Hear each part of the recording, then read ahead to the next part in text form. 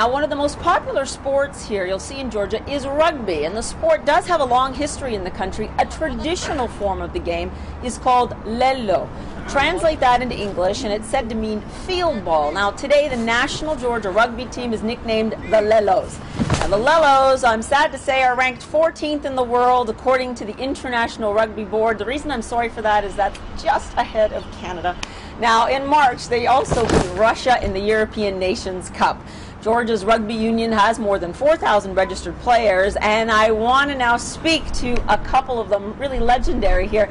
Ilya, you are a former captain of the rugby team, and Georgi, you're an aspiring player for the national team.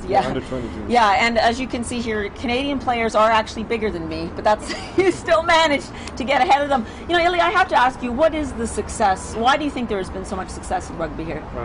I think our sport developed year by year from the early 90s especially, and after the main reason for our popularity is maybe the rivalry against with the Russian, our neighbors. Oh, the rivalry with the Russians, really? I think so, you know, with the victories against Russia and with the qualification for the 2003 and 2007 World Cups, I think the young generation wanted to play rugby. They came and they stay in our big family, and we are very pleased to.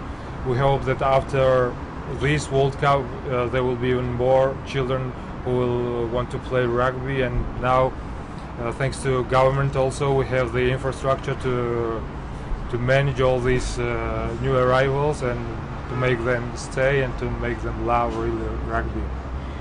Georgi, in terms of the attraction, I mean, you said you've been playing since you were 7. Yes. Why do boys want to play rugby? Well, because the sport is really important for us, because it's in our culture, you know.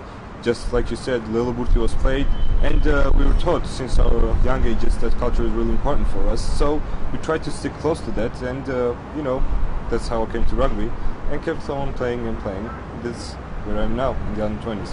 What do you think would help Georgian players even more to possibly become a top 10 team even? I wouldn't say infrastructure, because now we have some playing pitches normal. I would say some foreign coaches, which we have now, and they're making pretty much improvements. You'll see through the years. If you look at the charts, you'll see that we made huge forward steps. And you're going to Britain soon to play and study there. Yes. And Ilya, you've been in Europe for a while playing rugby. How important is it to have those kinds of exchanges in order to develop Georgian rugby? I think it was really very, very important for Georgian rugby for development to the opening of that window towards